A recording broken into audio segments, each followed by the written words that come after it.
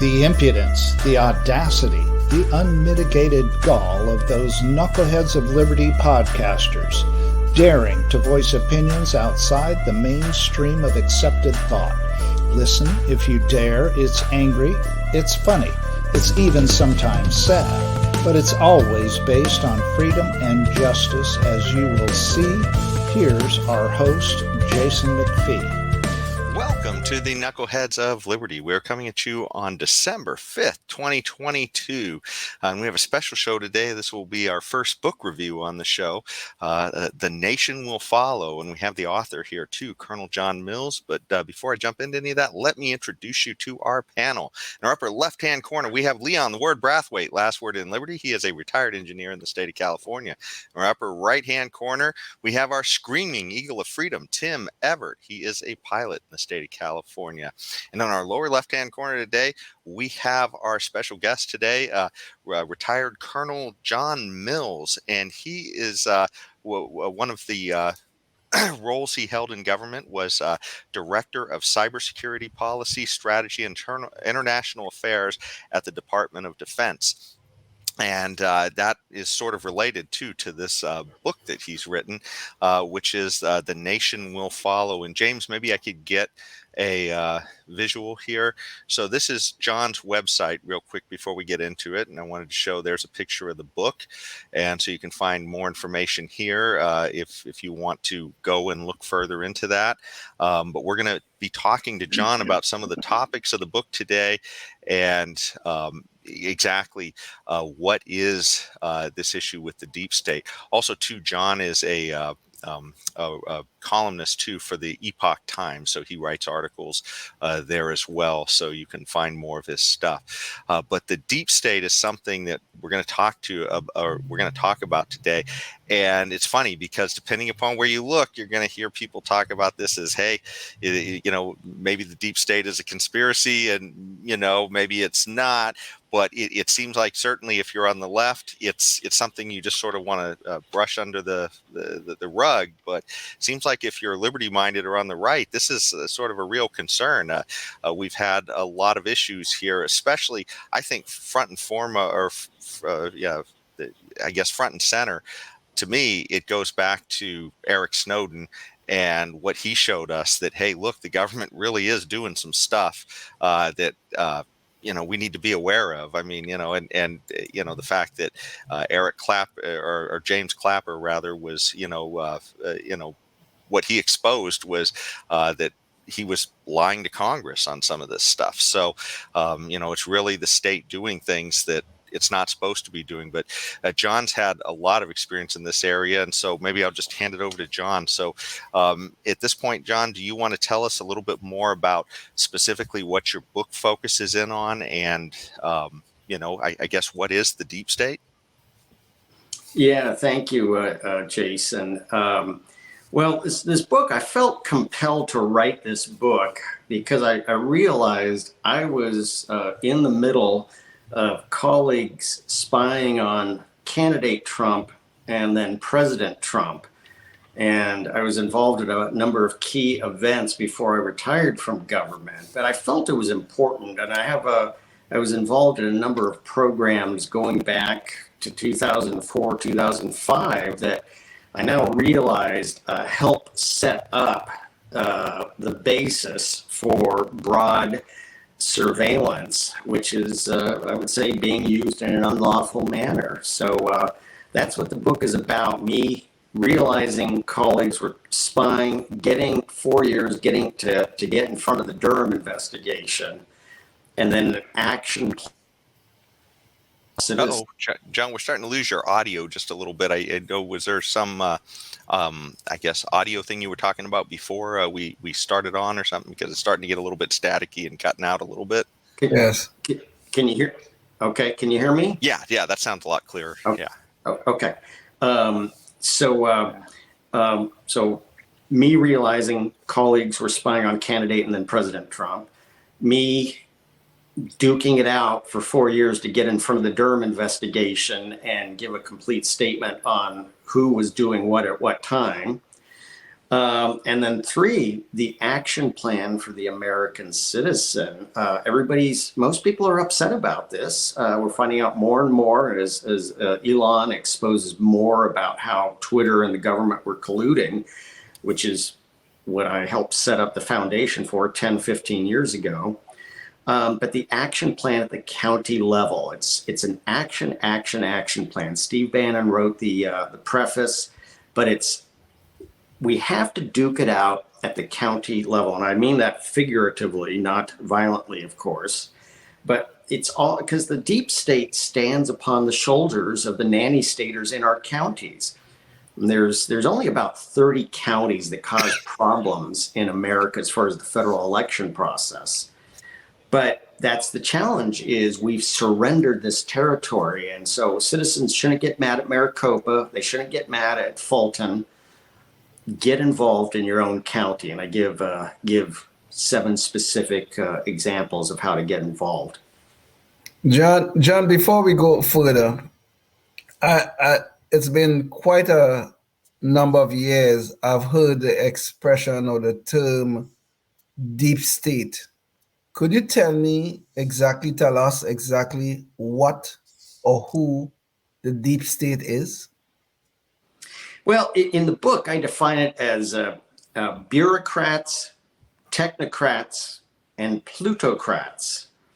So the bureaucrats are the careerists, could be military, and I was both military and a career civilian.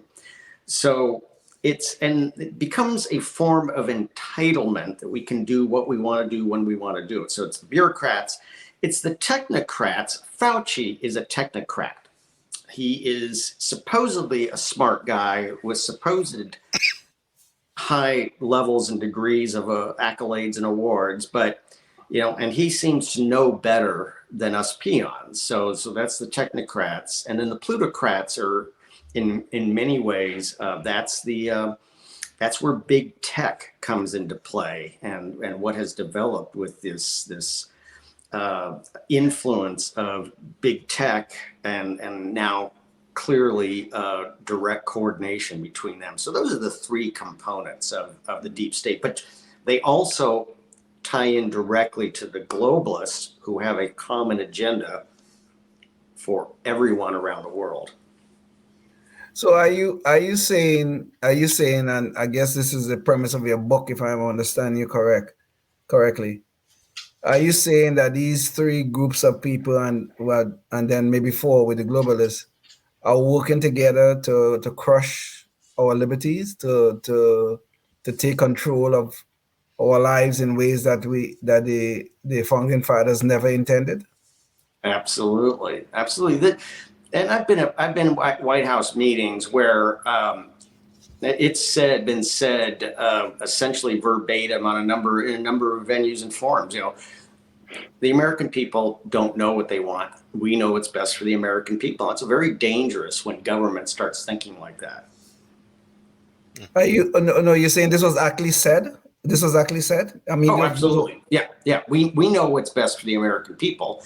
The American people don't know what they want. And it is an attitude that is pervasive across the swamp in Washington, D.C. It's an attitude, but it's funny because you talk to some of these people, and they'd say, "Oh, but I'm a conservative."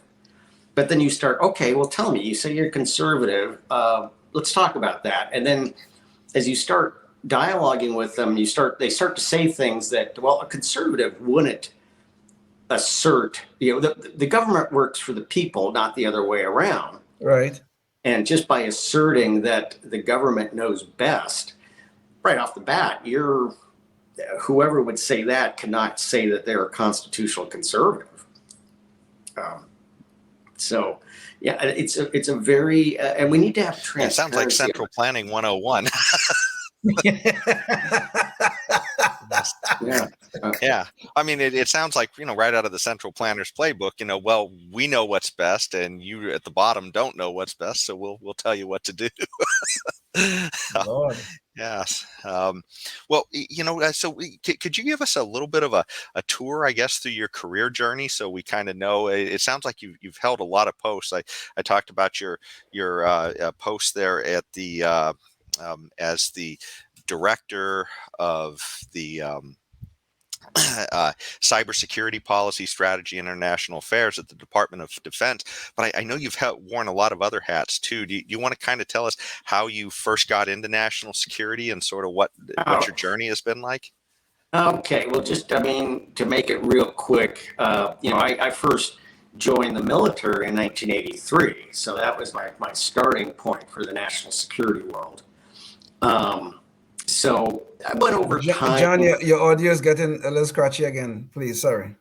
Oh, okay, it's getting scratchy. Let me see. Staticky. Well, it looks like John is checking his electronics, so we'll just carry on the conversation while we wait for him to get back in. Yes. But this is something that. Oh, there we go, John. Yes, John. Okay, we Yeah. just got you back. So, yeah, we thought maybe the deep state got you there for a second. That's been my first thought all along. But Yeah, yeah. So let's see. So are you able to hear us now, John? Oh, we can't hear you now. yeah, get those AirPods connected. That's sometimes takes a while. No. Can you hear us now, or?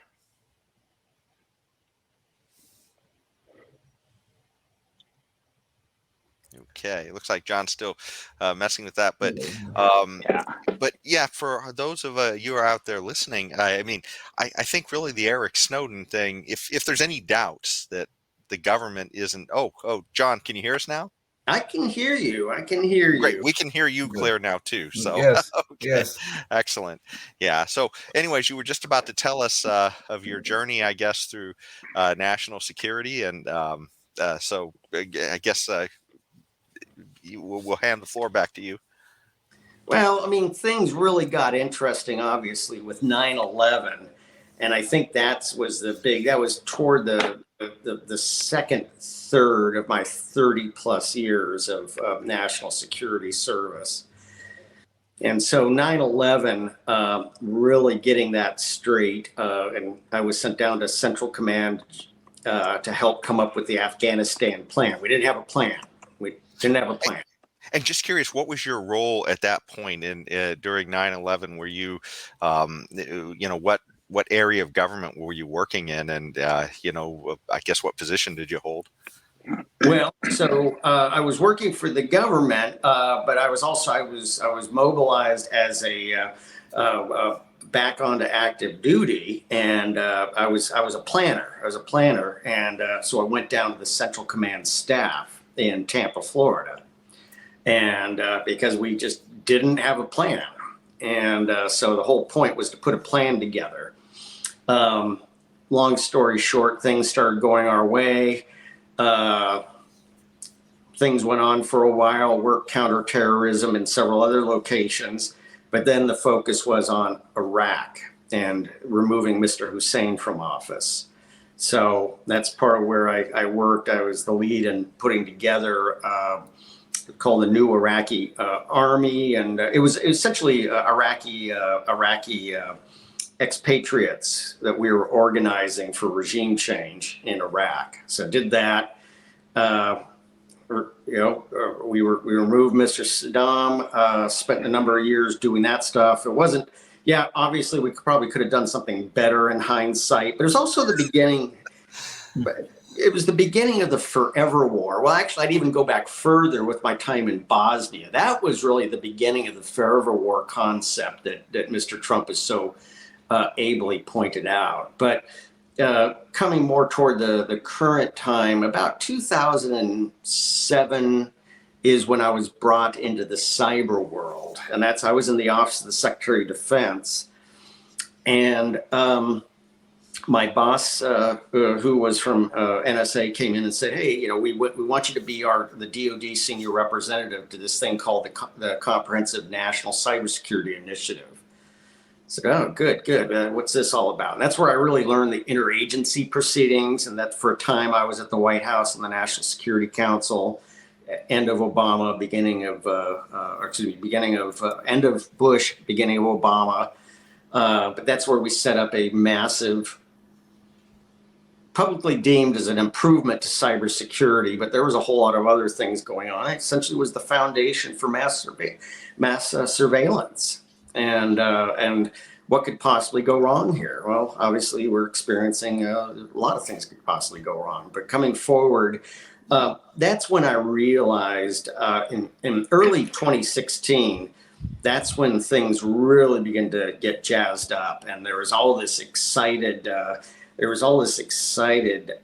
chatter in our meetings and our work that the Russians and China were meddling in our elections again. And okay, they probably were, and we probably meddle in their stuff. We do. And but what was this was a little bit different than previous times, and it really got hot around. And this is like one of the key vignettes in my book is in July of 2016, I ran into a former Bush appointee who was in the building to be a graybeard on a working group. And I was rushing to a meeting. He was rushing to a meeting. I said, "Hey, you're gonna support Trump at the convention, right? You're gonna support Trump at the convention." And his response changed my life. It was, "No, we see more opportunities with her." And at that point in time, I realized that there was a deep state, there was a uniparty. It's us versus them, and we're at war. So wait, let me see if I understand what you just said. So a former Bush appointee said to you, you see more opportunities with her, I assume referring to Hillary Clinton. That's what he was referring to. So, and he represented the Bush, he was a Bush appointee and represented these groups are small and close knit. Yes. And when he says he's talking about the Bushies. This and what opportunities was he referring to specifically? Well, I got right back in his face. I said, "Who is we, and what opportunities do you see?" Now, I didn't make physical contact with him or anything like that, but I was on my way to a meeting. I had to get going. He was on his way to a meeting. He had to get going, but it's like, okay, we just saw what the plan was. I realized this is insidious. So going on about a month before the election in 2016, I was at a meeting in London, and I just coincidentally was at a dinner that was unrelated. I was there in a Five Eyes coordination meeting, but that's the 5 English-speaking countries in our traditional relationship since World War II.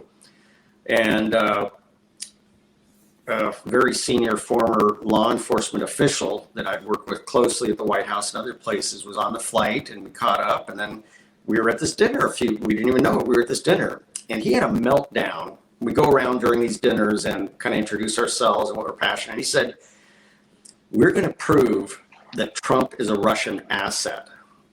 This is about a month out from the election, and it's like everybody's going, Trump. This was not a story at the time.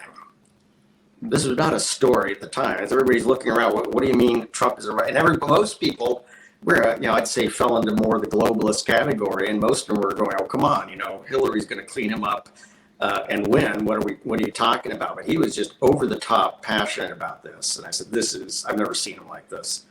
So going on after the election, a couple of days after the election, I was called on the top secret phone and said, "John, we're forming an interagency committee to finalize the Russian narrative and delay or block the inauguration." And I said, "This is insanity." Well, at the time, since Trump was running, the government was sort of under the Obama administration then at the time. So, Yes. I mean, you definitely think this was more of a thing not necessarily directed by the people in control, but just by the mechanisms of all of these people with self-interest and, that went outside of whatever their chain of command was, but just sort of preserving their power, I guess, of their agencies and stuff. Yeah, we kind of caught them flat-footed because they were just Trump is a hick, a hayseed. There's no way he's going to win. He's going to get cleaned up. So they let their guard down, and Trump won. So, but they had started, and we were just the massive surveillance state, including the relationships with big tech, were still a bit in their infancy, but they learned, okay, we just had our entitled presidency taken away from us. We're not going to let this happen again, which is fast forward to 2020. And that's where they just went no holds barred, every form, every possible procedure. It's going to be a wild bum rush to make sure this doesn't happen again, which proceeds to where we're at today. But that's I was at ground zero of this, and we set up the mass surveillance state under the program from 2007 to 2014, and the beginnings. There was several different venues that I helped set up personally and wrote the paperwork for. Hey, what's the matter with this big tech coordination with government? What's the matter with it? It's a good idea. We should interchange, share information, best practices. What could possibly go wrong? Well, we're seeing it. So essentially, you are saying, if I'm understanding you correct, and I don't want to put words in your mouth, essentially you're saying that the deep state was actively at work during the 2020 elections to get us where we are today. Yeah, I would say yes. The holistic deep state went full bore, 1,000 miles an hour in all directions to make sure that Trump was not reelected, did not go to a second term, at least at that time. And I think this is something we're kind of seeing, at least with some of the stuff that Elon Musk is exposing. That and of course Mark Zuckerberg's interview on the Joe Rogan show as well. The fact that he literally told Joe Rogan that the FBI came to him just shortly before, or not too far before that New York Post story on the Hunter Biden laptop was going to be aired. And hey, look, there's likely to be this big Russian misinformation story. So we just want you to, I guess, be aware of that. It was hard to say. Zuckerberg was a little bit vague in the terms that he was giving, that their warning was from the FBI, but just the idea that they were out there promoting this while the FBI was literally sitting on the laptop at the time. They had the laptop. As a matter of fact, the FBI had Hunter Biden's laptop for a year prior to the election. So they knew that this was not any Russian misinformation or anything like that. So any narrative that was developed after that was nothing but a lie, plain and simple. Yeah. And just to be clear, Zuckerberg did not say the FBI came to him personally. They came to his team. That's what he said. But anyway, go ahead. I'm sorry, John. Go ahead. No, that's absolutely correct. That's absolutely correct. And it's just like when I was called a couple of days after the election in 2016, so I sat on this interagency team to generate this report. It's publicly available on the DNI website, the Director of National Intelligence, but that's the unclassified version. But it comes back for staffing we write it. It comes back to the departments and agencies for final concurrence. So I had to review it before Ash Carter signed off. And my recommendation was, this report has no evidence. The executive summary starts off with Trump is a Russian asset. There's nothing in the body of the report that demonstrates he is a Russian asset. I said, sir, I'm sorry. I sat on this. I know this was a top secret panel. I non-concur, and I recommend you non-concur with it, sir, because there is actually no evidence that Trump is a Russian asset. And their response was, again, kind of life-changing. Said, John, don't worry about this. Ash Carter has already signed off, because now this is critical. Comey and Brennan are personally hands on keyboard preparing this short document. You never get a director of CIA and FBI personally hitting the keys on the keyboard writing this. And Grinnell and Ratcliffe exposed in their declassification. That means Comey and Brennan were willfully lying because they knew the story was fake, yet they ran with it. Wow. Jesus, Lord. Well, John, we're starting to get close to the end. It just seems like time flies when you're when you're really getting into something interesting. But we're starting to get close to the end of the show, and I wanted you talked about things that people could do, and I wonder if maybe you want to maybe get into that just a little bit more. If somebody is sitting there and they're saying, "Wow, this is some crazy stuff. What can I do at home?" Or in my county, I guess level, wherever that is locally. Yeah. All 33, there's roughly 3,300 counties and county equivalents in America. They're the foundation of governance and voting. They are the foundation. If the vote is dirty at the county level, it's not going to get cleaner as it goes up the chain. It's all about your county. There's 7 common centers of gravity in all of these 3,300. And I urge all citizens to pick one of these 7 and get to know them and understand it. And that's your registrar, or in Arizona, they're called recorders. That's your election board. That's your county council. That's your school board. That's your county judges, your county prosecutors, and the all-important sheriff. Read your state laws, understand the roles and missions of these 7. Pick one of these 7, the one you're most familiar with, the one you're most attracted to, and start attending their meetings, start asking them questions, and start holding them accountable.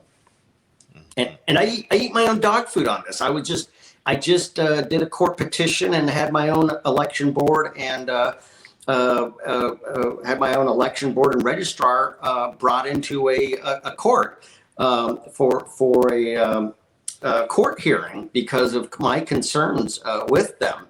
And I'm not a lawyer. I'm fairly familiar with legal stuff, but I put them on the stand and I cross-examine them, and every citizen can do that. Okay. Well, John, we're almost at the end of the show. Are there any final messages or thoughts you'd like to leave the audience with? And James, maybe you could bring the website up again for John's book. Yeah, that's thenationwillfollow.com. Thenationwillfollow.com. And thank you so much. And it's just get involved in your county, secure your county, and the nation will follow. Awesome. Well, thanks so much. Boy, I tell you, this is certainly a timely discussion, given all of the craziness that's going on out there right now, especially with Elon sort of turning the lights on at Twitter and showing what's going on under the covers there. But for all of our guests, thank you for watching. And we're going to have another discussion with John Mill about a story called The Innovation Race, but that's going to be on the next episode. So we'll catch you there. And thanks again, John, for joining us on this one. Until then, stay free. Yes, indeed. Life, liberty, and the pursuit of happiness, always and forever. Thank you for listening to the Knuckleheads of Liberty podcast. Find us on Facebook, Rumble, YouTube, your favorite podcast network, and at knuckleheadsofliberty.com.